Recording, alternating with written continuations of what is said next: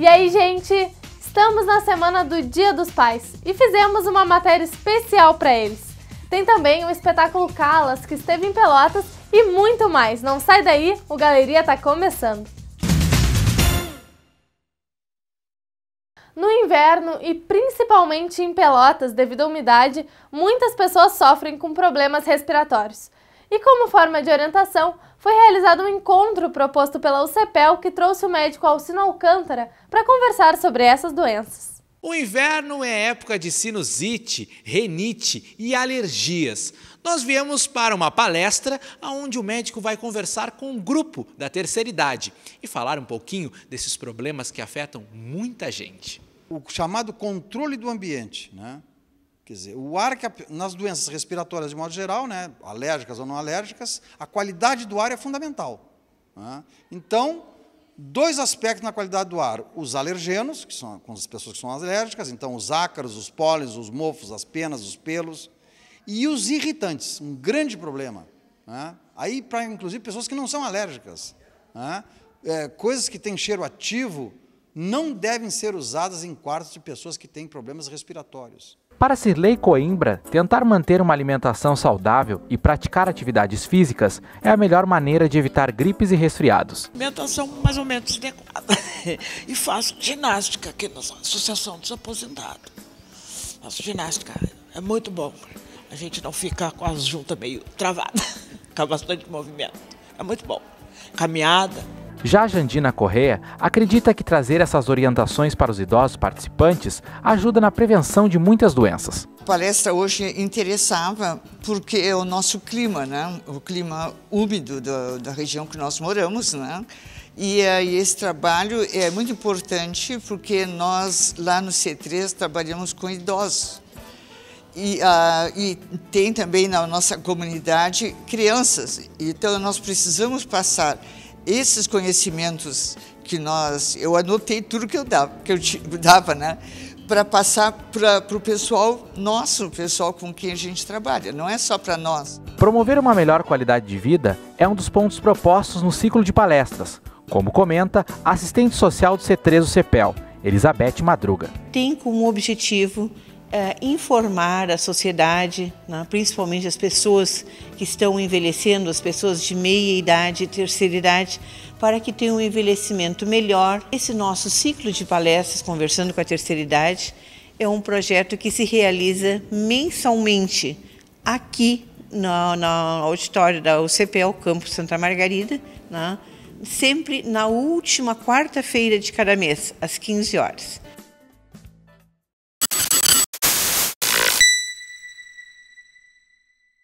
Um documentário que recupera momentos de um dos principais espaços do centro de Pelotas foi lançado no Casarão 8. Ficou curioso? Dá uma olhada aí!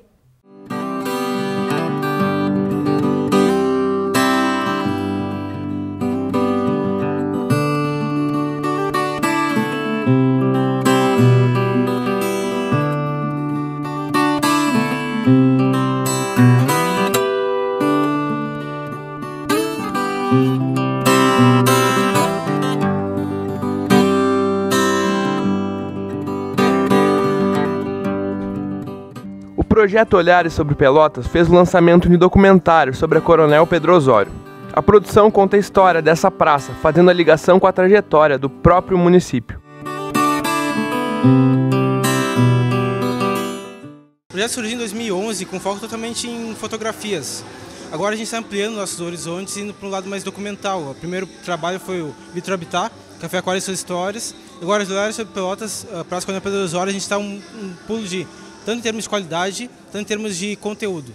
Eu acho, como eu já falei, eu acho que é ressignificar o elo das pessoas com o espaço público, que eu acho que vem sendo agora, de uns tempos para cá, eu sinto que as pessoas estão começando a ocupar mais a praça, até porque vem muito estudante de fora para cá, e é uma opção de lazer barata, e acho que as pessoas já tinham uma cultura de aproveitar melhor, e eu acho que o pelotense está enxergando isso também. A gente tem que ocupar esses espaços, são nossos, tem que preservar também, né, óbvio. E ocupar, juntar projetos culturais, música, teatro, enfim, ocupar da melhor maneira possível. Acho que esse é o grande significado disso, é a valorização, né. a gente procurar valorizar o espaço que é de todos nós. O documentário contou com um relato de diversas personalidades, como o historiador Fábio Gonçalves.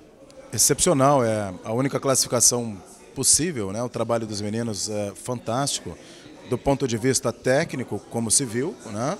Mas sobretudo do ponto de vista daqueles que se preocupam com o resgate, com a memória, com a história, a historiografia. Nós todos passamos por aqui e o que vai ser deixado como legado, efetivamente, são esses registros. Além dos pelotenses que convivem diariamente na praça, o documentário vai servir para pessoas de outras cidades e regiões, como nos conta o porto-alegrense Pablo Corazza.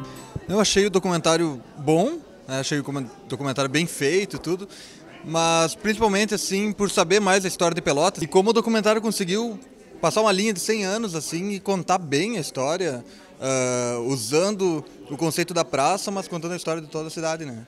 Ficou curioso? Então vai no facebook.com/olhares sobre Pelotas que lá tem todas as informações.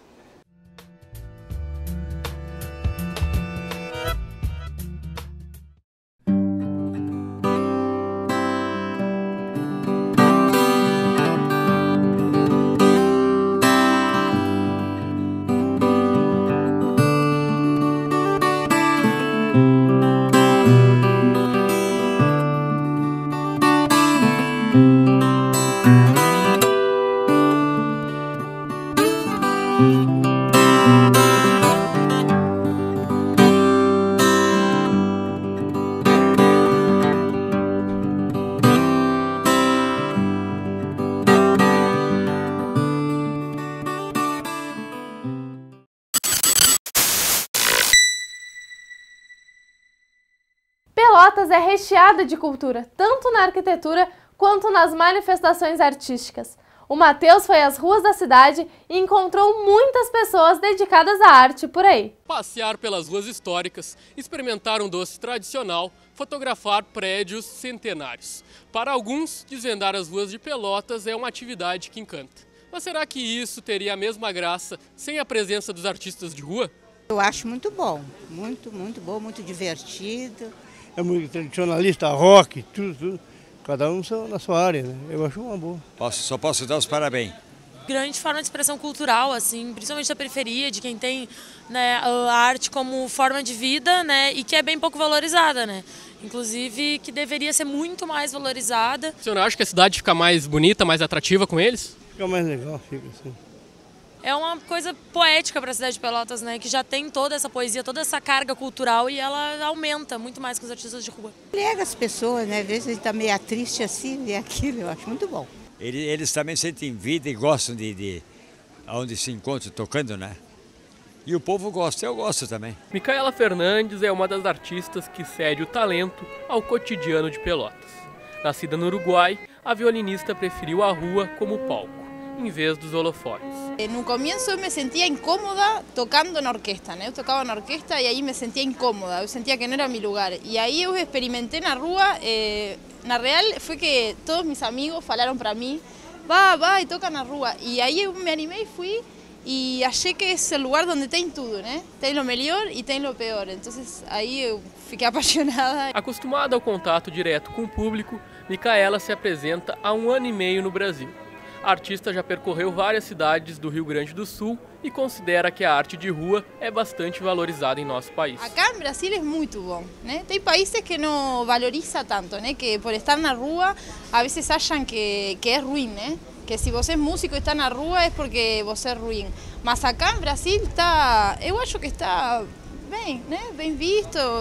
Acá em Pelotas valoram muito, né? No Uruguai, no verão fica bom, mas depois durante o ano, né, fica muito frio, então aí não dá para trabalhar na rua, né? É muito ruim. E depois na Argentina é muito perigoso. Eu estive na Argentina e é muito perigoso, né? Muito assalto, mais que acá no Brasil. Eu acho que na rua sim, mais que acá. E em Chile, mas Chile também, o chileno não gosta da música na rua muito, é como muito preconceituoso, então aí não. O músico Gilberto Gomes, estar junto dos fãs é o grande diferencial de quem faz um trabalho independente em local aberto. Faz tempo que eu faço esse trabalho e isso aí me gratifica, porque eu estando em contato com os fãs, com as pessoas, aquelas pessoas que não podem ir aos nossos shows, às vezes para comprar um CD já compra direto, autografado, e isso aí, para mim, é importante. A batalha não é fácil. E entre as grandes personalidades das ruas, o Casal Show é uma das atrações de maior popularidade em Pelotas. O sucesso é tanto que eles ganharam repercussão nacional ao participarem de um programa de auditório. Assim como para os demais artistas, Francisco considera o carinho e a amizade do público como as principais conquistas do ofício. A gente vê aquela alegria da pessoa, né? E a gente é bem tratado aqui culturalmente, o povo que passa das outras cidades, daqui mesmo. Então a gente fica gratificante com a alegria das pessoas. E a gente acha assim, que teria que ter cada vez mais apresentações e valores à cultura daqui do estado mesmo, daqui de Pelotas mesmo, para demonstrar que tem muitos artistas de rua.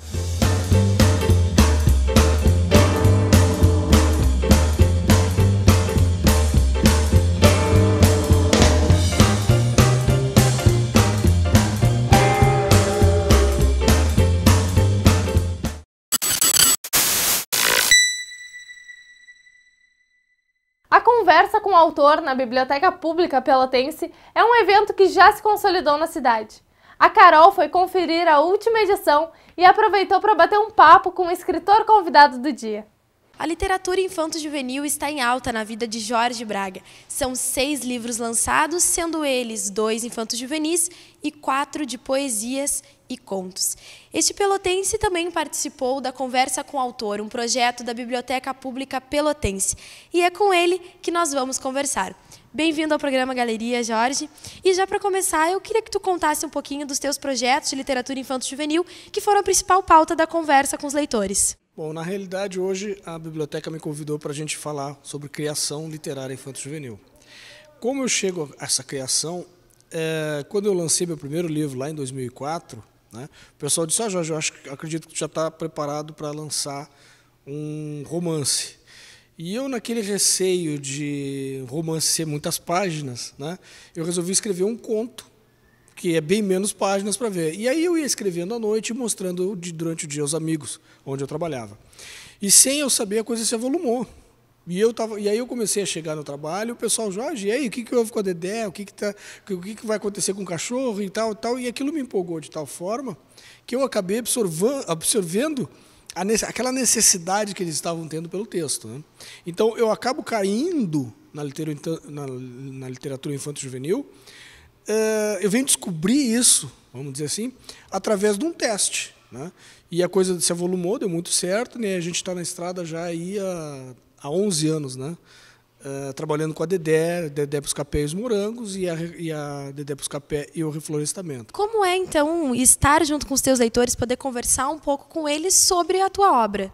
Para mim está sendo uma experiência praticamente nova, né? Porque eu venho dando as palestras exatamente para a criançada, né? Para o aluno mesmo, dentro das escolas. Então, eu gostaria de comentar, eu faço parte do IEL, que é o Instituto Estadual do Livro, que tem o projeto Autor Presente.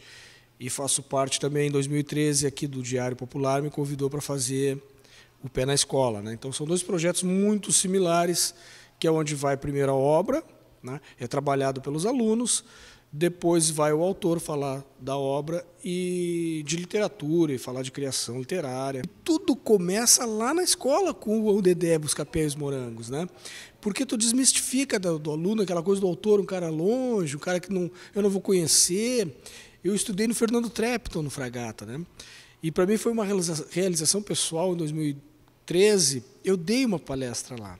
A primeira pessoa a me incentivar foi a professora Maria Helena, lá.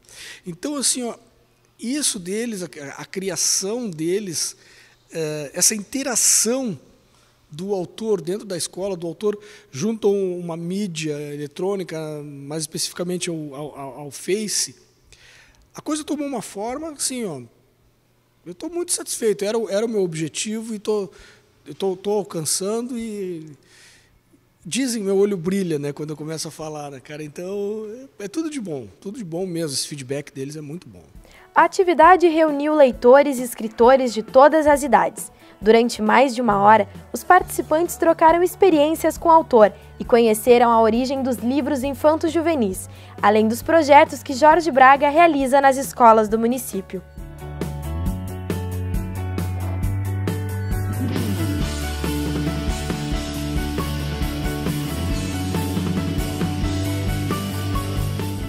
Entre o público, a expectativa para conversar com o autor era grande. Jacira Souza e Ana Maria Osório foram até a biblioteca com o objetivo de conhecer o trabalho do pelotense. Sabe que sempre é uma expectativa a gente encontrar alguém novo e ligado à literatura, a tudo, enfim, ao andamento e novidades na literatura que a gente sempre se propõe a saber. Então essa é a minha razão de estar aqui, saber e conhecer um pouco do que o literato tem para nos contar. Ele escreve também sobre literatura infantil, né? E eu me interesso por literatura, eu trabalhei com crianças também, agora estou aposentada, então para conhecer o trabalho dele. Aos 13 anos, Júlia da Silva é uma fiel leitora de Jorge Braga.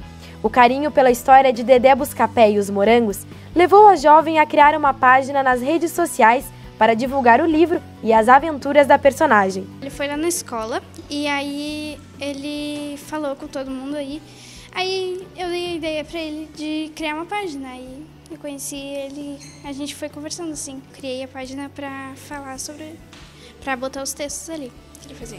Vilma Viana, participante do grupo literário da Biblioteca Pública Pelotense, que é responsável pelo Conversa com o Autor, falou da iniciativa e avaliou positivamente o projeto. Basicamente esse nosso grupo, que nós somos do grupo da biblioteca, né? Proporciona essa conversa com o autor até para a gente conhecer, porque é interessante, embora ele seja daqui, né, nascido e trabalhe aqui, a gente não tem um contato maior. Então é uma expectativa e a gente tem tido uma resposta muito boa com os anteriores que tiveram. A gente teve porque é uma conversa informal, então o autor também fica descontraído e a gente é muito bom. Nós temos tido uma experiência muito boa.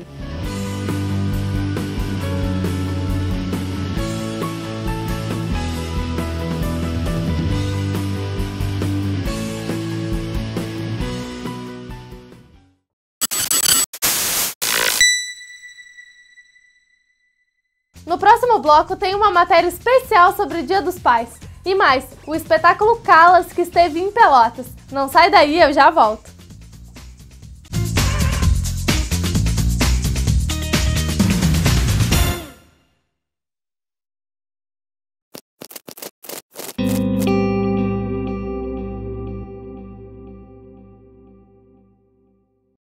Nós somos do Clube 200.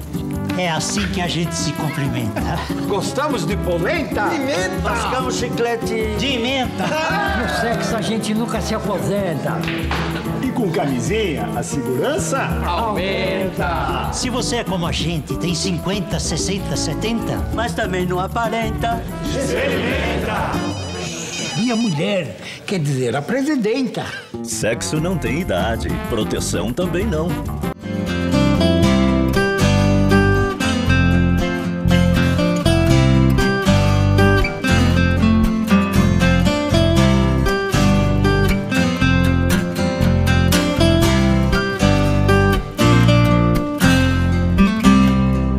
TV Câmara Pelotas, cada vez mais conectada com o cidadão. Eu sou Maria Clara de Souza, sou Fábio Silva Lima, sou Orlando Barreto Pereira, sou Ana Nascimento, eu sou José Antônio Costa, sou Maria de Jesus do Firmamento, eu sou Tiago, eu sou Gilvana, eu sou Lourenço, sou da família Brasil e tenho orgulho de ser brasileiro. Ajude a família Brasil a crescer. Para fazer o registro de nascimento, basta ir ao cartório mais próximo ou se informar na prefeitura sobre serviços itinerantes e mutirões. O registro é grátis. Podem se matricular e os meus documentos eu vou tirar. Com nome e sobrenome eu garanto os meus direitos. Eu tenho direito de ter os meus documentos. Eu tenho direito de trabalhar com carteira assinada. Eu tenho orgulho do meu nome. Com o registro de nascimento, é possível tirar RG, CPF e carteira de trabalho. Venha! O registro de nascimento é um direito que dá direitos.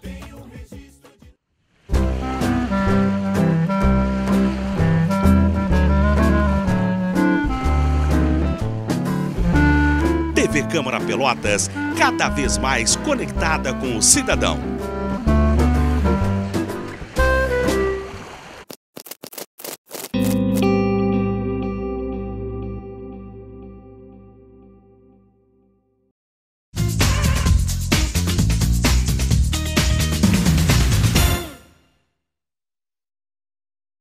O Teatro Guarani recebeu uma peça teatral que fala da vida da cantora lírica Maria Callas. Estivemos por lá e agora mostramos tudo para vocês.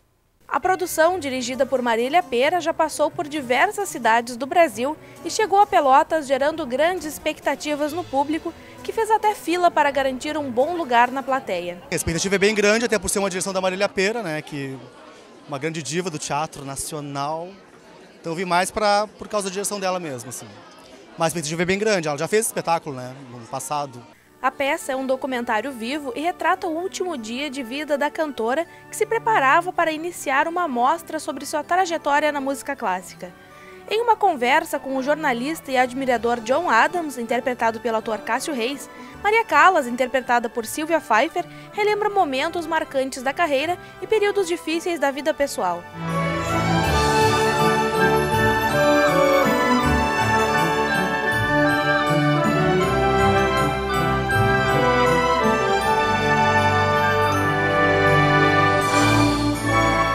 Após a apresentação, a atriz Sylvia Pfeiffer recebeu a imprensa e falou sobre a construção da personagem. Foi cheio de frio na barriga, medo mesmo de não conseguir fazer, muito texto, né? E fora que é uma pessoa que existiu e é uma pessoa bastante complexa e que muita gente conhece.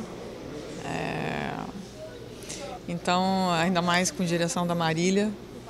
Então, assim, eu estudei muito. Mesmo depois desse tempo todo, ainda é difícil, dá um frio na barriga. Mas agora é muito gostoso, assim, dá frio na barriga, mas é gostoso, porque eu consegui entender essa vida dela, essas nuances, humanizá-la na hora que tem que humanizá-la, porque a pessoa que sofreu do jeito que ela sofreu, em algum momento ela tem que realmente estar mais frágil e se contrapor a essa figura tão, diríamos assim, esquentada que ela tinha, tão pimentinha que ela tinha de estar sempre brigando e tal. Então é um grande desafio o tempo todo.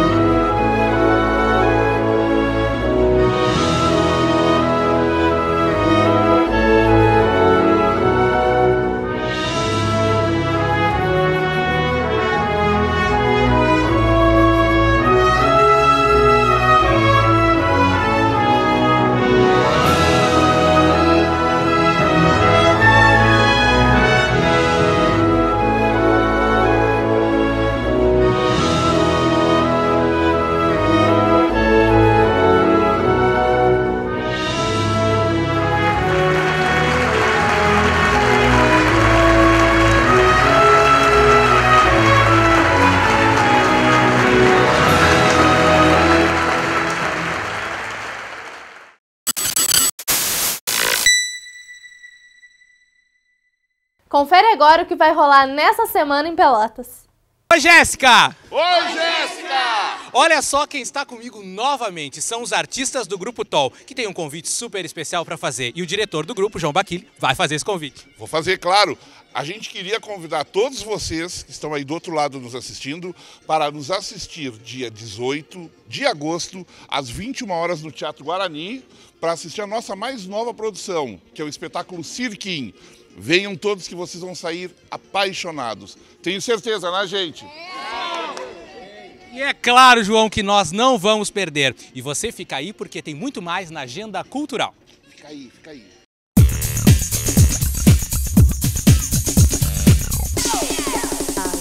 E ainda, no dia 9 de agosto, o grupo musical paulistano Demônios da Garoa se apresenta no Teatro Guarani, às 8h30 da noite. E na segunda-feira, dia 10 de agosto, ao 12h30, no auditório BL2 do Centro das Artes da UFPEL, acontece o Duo em Choro, com Lucian Marziri Kroloff e Matias Pinto. Já no dia 14, 2 eventos vão movimentar a cidade. A partir das 9h30 da manhã, a Escola de Balé de Cléia Ferreira recebe o solista Anderson Dionísio, do Rio de Janeiro, para ministrar uma oficina. E às 10 horas da noite, acontece o Pagode dos Guris, no Seu Boteco.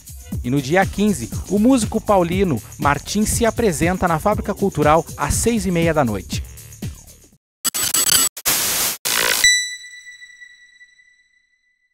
Neste domingo comemoramos o dia daqueles que para uns são heróis, para outros amigos. O Dia dos Pais é celebrado no Brasil sempre no segundo domingo de agosto. E a nossa equipe conversou com algumas pessoas que trouxeram histórias bem legais. Dá só uma olhada. Em nossa missão de vida, temos perdas e ganhos. A dor do desaparecimento de um filho é algo quase insuperável. Neste local, encontramos a demonstração de como encontrar conforto através da fé. É o caso de Gildo Oliveira, proprietário de uma empresa de alarmes e seguranças e pai de 4 filhos, que acabou superando a morte de um deles, o Michel, que ocorreu no ano de 2004. Gildo relata que com a dedicação e a doutrina espírita conseguiu entender que tudo tem explicação. Nós é que na maior parte das vezes não queremos ouvi-la. Por quê? Porque nós sabemos hoje que só tem 2 maneiras de tu aprenderes: na dor ou no amor. Se tu quiseres aprender no amor, começa a aprender desde agora.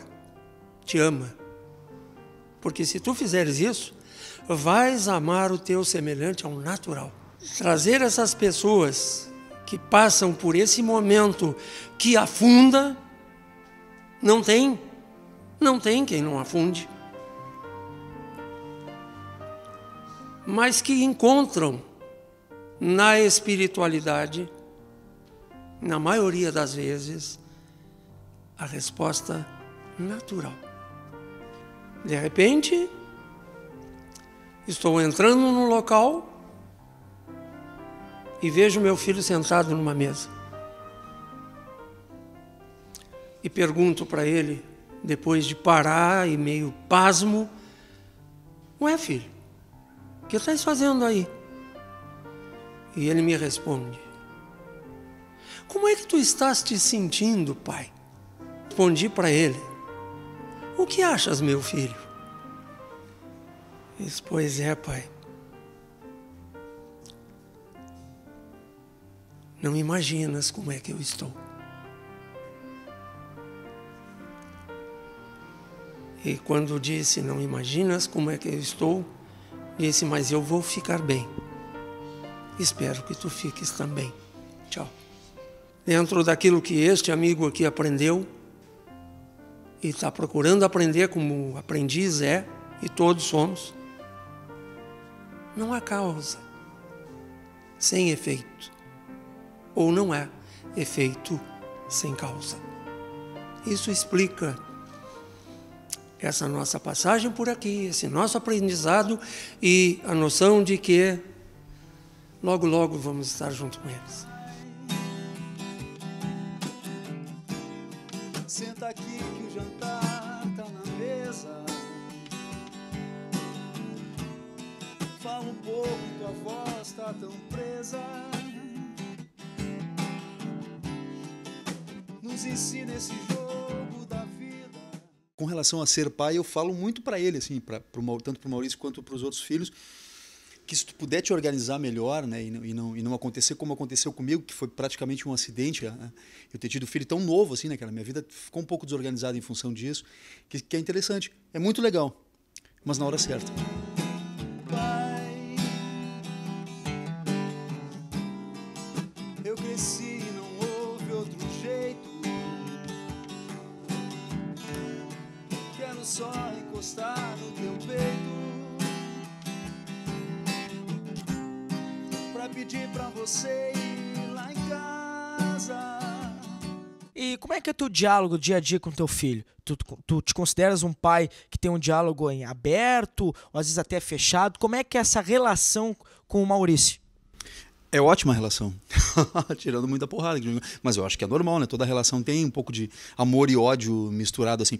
E o meu maior dilema, na verdade, é que eu, ao mesmo tempo que tenho que motivá-lo, tá, né, nos projetos dele e tal, tudo mais, eu ainda tenho um lado de cobrar, porque eu sou pai, então isso às vezes, obviamente, gera um estresse, né, e até brigas, assim, e sem contar que o convívio é uma coisa complicada, né, prova que muito casamento acaba por causa disso, só namora um em cada casa, é uma maravilha, quando vai morar junto, então tu imagina, o Maurício faz 20 anos que me atura, e eu aturo ele, né, é normal que gera algum estresse, alguma briguinha, mas a gente vai levando, bem.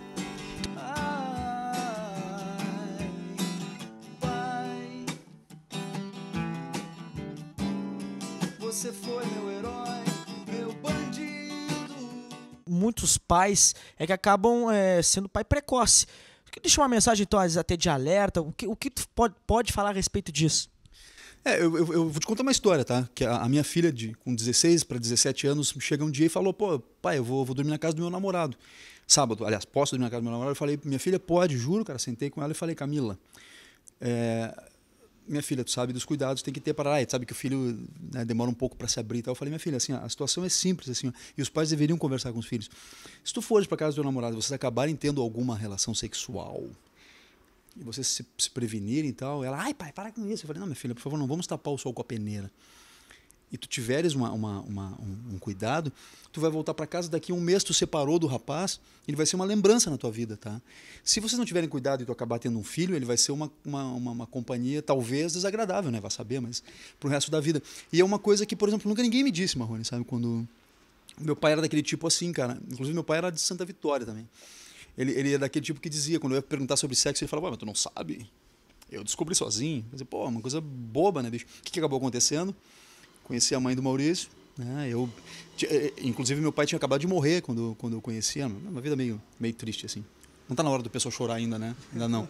E aí, pô, cara, foi complicado pra caramba, assim. De repente eu me vi sozinho no mundo e sem instrução nenhuma, assim. Maurício, na questão, o que tu viu no teu pai, tu que tá seguindo os passos dele na música, tu viu teu pai como um exemplo, uma influência hoje, uma referência? O que tu pode dizer a respeito disso, Maurício?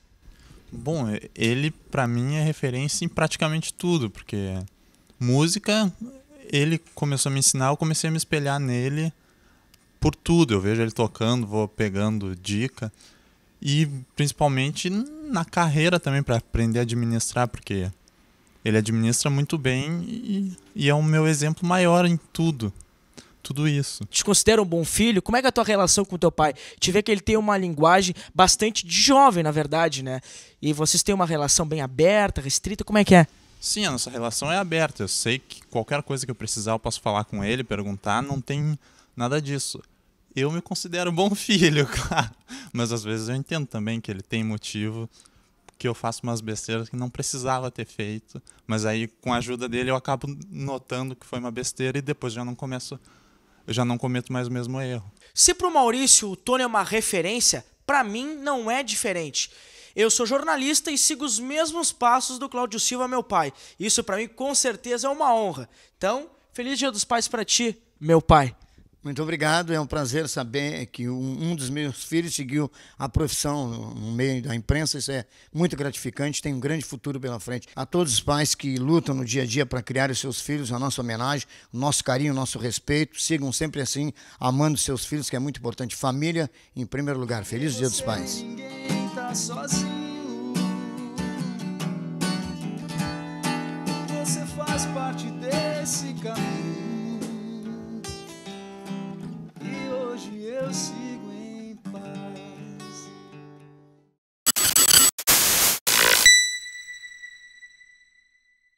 O Galeria tá terminando, valeu pela companhia. Eu espero vocês no próximo sábado, até lá!